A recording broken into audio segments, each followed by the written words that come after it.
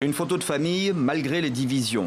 Après l'accord de cessez-le-feu du 23 décembre dernier, représentants du gouvernement congolais et ceux de la rébellion dans le Pool tentent d'aller plus loin. Dans ce bâtiment de Brazzaville, si tout va bien, 3 à 4 jours de discussion vont se tenir à huis clos pour tenter de mettre fin à une crise entamée en 2016.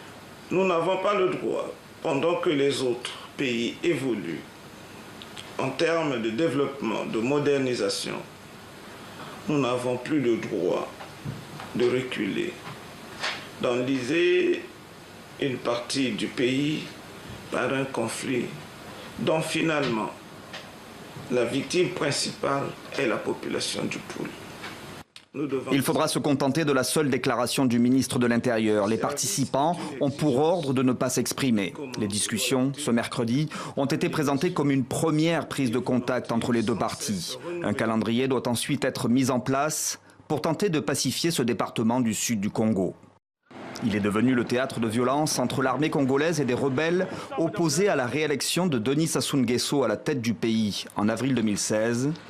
Un conflit qui a poussé des milliers de personnes à fuir dans les départements voisins et dans lequel l'armée est accusée d'exaction. À la tête de la rébellion, le pasteur Ntoumi, recherché par les autorités, il a pris acte de l'accord de cessez-le-feu du 23 décembre, mais pose des conditions avant toute négociation. La levée déjà du mandat d'arrêt. Deuxièmement, nous demandons le retrait des militaires dans la région du Pool. Il y a plus de 8000 militaires et mercenaires. Pourquoi ? Nous demandons la sortie des hommes politiques emprisonnés. Des conditions qui devraient peser dans les discussions.